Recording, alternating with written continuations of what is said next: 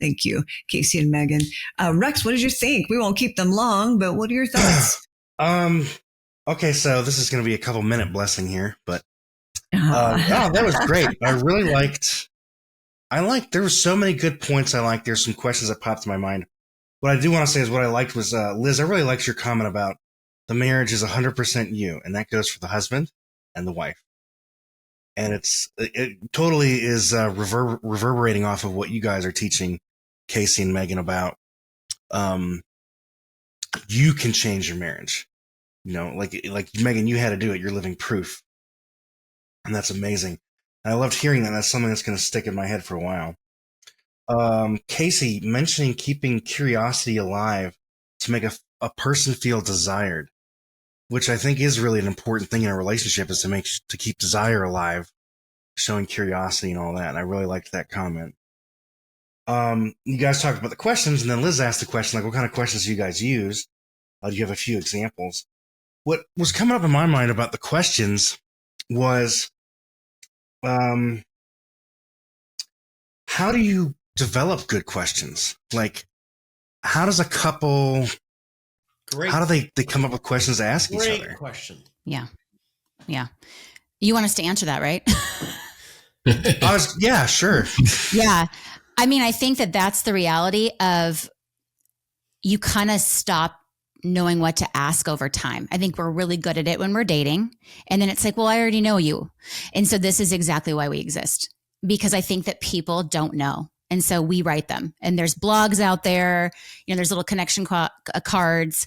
But of course I would tell anyone, you got to get our book, because that we're going to give you the questions. It's really hard for a lot of people to come up with good thought-provoking questions. Have you ever been in like a dinner conversation, even with a friend or a colleague, and you can tell like they kind of have their same like 2-3 questions they ask? It's normal. People kind of get stuck in their rut. Interesting thing about me is my nickname with all my friends and my family is Question Queen. So this is actually like one of my strong skill sets, which is why, we have other books I know you guys are familiar with as well that have questions. I think our app has over 3,000 connecting questions in it. Nice. Wow. Yeah. It's just how I don't know, it's how my brain works, I guess. So even when we do content, I'm like, oh, what are some good follow-up questions? And I love it when you're in a conversation and you can tell that people know how to carry the conversation by asking thoughtful questions. I don't know. It's very meaningful. Rex, I'm going to try to get a better answer for you on that one, because that's actually, I mean, what you're asking is, how do you ask great questions so you don't need a book? But, but that's an interesting problem to solve. You want to teach couples how to continue that conversation is, what does it require of someone to ask great questions? Some would say curiosity and intentionality, but I won't bang that drum again. But how do you come up with them? It is really tough. It is. We see a lot of couples struggle. Again, you guys, that's why we create our tools, is we will tell someone, oh, do the weekly marriage business meeting, but they want us to provide the structure, which is why we have a worksheet, right? So they get the concepts and the ideas, but the reality is they need the tangible, realistic, practical tools and habits. That's what we focus on. I mean, I'm a good question asker, and usually people like Casey, you're probably always wanted at parties because you know how to keep the conversation going and everybody talking. And I've kind of experienced that myself. And what I'm always looking for is like, how can I connect with somebody? Where's a bridge that's something we both like that we can talk about? Yes. So anytime I meet people, I always try to find a subject to talk about, like music or history or Star Wars. And I always delve into politics and religion too. I'm not scared of those conversations. Sometimes to my chagrin, but with my wife, like the big thing for us is, we do have a deep, we both have very unique religious backgrounds, but we're both connected on the same religion now. And we're always asking each other questions or always discussing that kind of thing. And for me, I would think that a good thing for people is to just find something they really relate to or they enjoy doing together and learning more about it through each other. Correct. That would seem like a really good place to start. Correct. Or what I like to tell people is, if you watch TV or you watch a movie together, you can actually follow up with like, oh, what was something that stuck out to you about that episode? Like even basic things like that. Or, wow, like, why do you think the writer of the movie or the director chose to put that scene in? Simple things like that. Another great phrase is tell me more. So if your spouse shares something, just say, oh, wait, I want to learn more. Tell me more. What do you mean by that? And just listen. That's a great phrase to use that will often unlock the conversations. And then another thing I would say too is, obviously you can always ask things about their childhood. Not everyone likes to go there, but it is a really interesting thing to say. And not so much about them, but more about like their parents or their siblings. Like, what do you think your mom struggled with growing up? You know, like, what do you think her struggles were? We all have our struggles. Like, do you think that your dad had insecurities? I mean, you can kind of go there. But again, like I can come up with these things all day long. I know it's really hard for people to do it on the spot. Mm-hmm. Wow. That is so really interesting. We're so glad that you shared it with us. Because I've often found myself going back, yeah, what did my parents go through? What is it that motivates this behavior? Or why did my aunt do this certain thing at a certain time? And it is interesting to put those pieces together. Because what that teaches is to help your spouse put things in perspective. So if they're sharing and they're ranting about their boss and how mean their boss is, you actually ask questions about the boss. Well, do you know anything about his home life? You know, do you know, like, is he under like a lot of stress right now? And it's just like a way to like see hopefully them in that perspective. Sorry, continue. No, that's perfect, because I learned that from my wife, is to think about, okay, when somebody's upset, it's usually not the thing they're saying that they're upset about. It's usually something else that happened. Yes. That's brought that up. And I think that's the perfect example that you give right there. And I liked your the thing about movies or TV shows, because my wife and I do like to watch shows and talk about, I really like when the actor did this or the story did that. Well, Casey, did you I was going to say we love watching like shows that talk about marriage and relationships. So like we went through Everybody Loves Raymond, which is all about relationships and in-laws. We're going through, great conversation starters with that show if you got in-law issues. We get through Modern Family as well. That's a great one. But I will tell you that the newest thing that's caught Megan and I's attention that we like to do together is the New York Times crosswords. Crossword puzzles. Because wow, good for your brains. It's good for our brains, but we're also kind of like we banter back and forth about what does this word mean? What does this word? Wait, do you know what they're saying? Because the clues are not necessarily meant to say like this is what the word is. It's meant to throw you off, so you have to think outside the box. Like one of them it said it's in the 90s. It's in the high 90s. And we're like, he thought era, like the 1990s. Yeah, I'm like, I thought weather, like like in the 90s. 90 degrees. Interesting. And it was grading a paper. It was A+ was the clue. Because it said in the high 90s. Yep. And so we just had this whole conversation about that. That is very cool. Wow. It's very cool. Boy. So we're that old nerdy couple who does crossword puzzles now together. But we love it. Yeah. What a great mind tease and connecting piece. I love that. Yeah. Oh yeah. Thank you for the idea. We're brushing up on our 1920s Broadway stars names. Yeah. I think some of the clues are like, how are you ever supposed to know that? Yeah. But anyways. And you get it online? Do you guys have a favorite crossword puzzle online? Forgive me, Rex. We have the New York Times app. So they have all these fun games. A game app, yeah. Highly recommend it. I think it's like $3 a month. Wordle. It's where they do Wordle, strands, connections, and we do all the games together. It's really fun. We love it. We talk about it.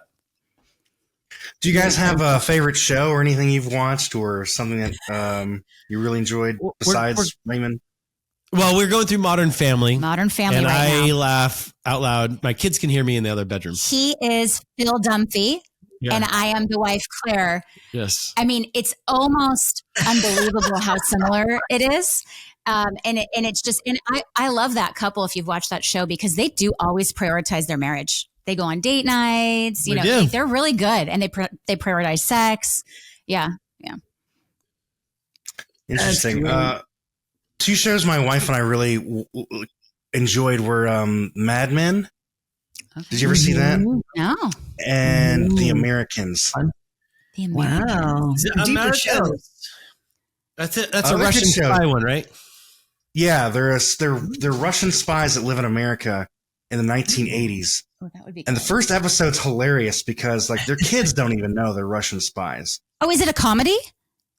It is it's not a comedy. It's a drama. It was written by a former CIA agent, and there's all the episodes had to go through the CIA to make sure he wasn't giving away too much stuff. Okay. But the show really does focus on the relationship of how these two people would make their marriage work through all this chaos and these crazy things, these secrets they got to keep, and some of the terrible things they have to do. It's kind of interesting, yeah. I'm not sure what your threshold is, but it's a really good show. It's very thought provoking, and there's one episode at the end where the husband had to do something, and I'll never forget. Like they just focus on him for a second, and the look on his face, you could see everything going through his head just from his look, and then he has to do this thing. Anyways, I don't want to give too much away, but it's a really good show. The husband often has to get in disguises, and I swear he's a different actor or a different character every time. Like he just is really, really good. But it's set in the 80s. In the first episode, they're freaking out because the head of the FBI moves in right across the street from them. Oh. And they're like, oh my gosh, do they know? Have we been found? Do we need to leave? What do we need to do? And they're coming over bringing brownies and stuff to them. And oh my gosh. It's their reaction's funny. We'll have to check it out. That sounds like a show we'd like. Yeah. Is there something you want to reveal about your past, Megyn? Yeah, Megan's really a spy. I was like, what? Just no, definitely not a spy. The mystery and the fun, yeah. And then Mad Men, is that from the 60s, Rex? Mad Men. Yeah, that's basic. It goes from 1960 to 1970. That era is follows these marketing guys to look at. Yeah. Yeah. And I thought it was an interesting expose too, like on kind of the culture of the time. Yep. How that was like a really tumultuous era in American history. Yeah. And they include historical events like JFK's assassination, Martin Luther King. They go into details about marriages also, right? Infidelities and it's it's quite an inside look. So something I learned about myself with the whole check-ins is that what I watch definitely impacts me and my sleep. Yeah. And so Sensitive. I watch it really impacts. And then I'm content director. That's my main role at Marriage 365. So pretty much every email has been written by me. Content on social media. I mean, 95% of our content comes through my head. Through my desk, I should say. And so I learned that a long time ago. And so I try to keep it lighthearted, like The Office, Friends, Modern Family, Everybody Loves Raymond. Something I can laugh to. I mean, I love Dateline. Don't get me wrong, but it's like it like I think about it way too much. So like shows like that, like I would love.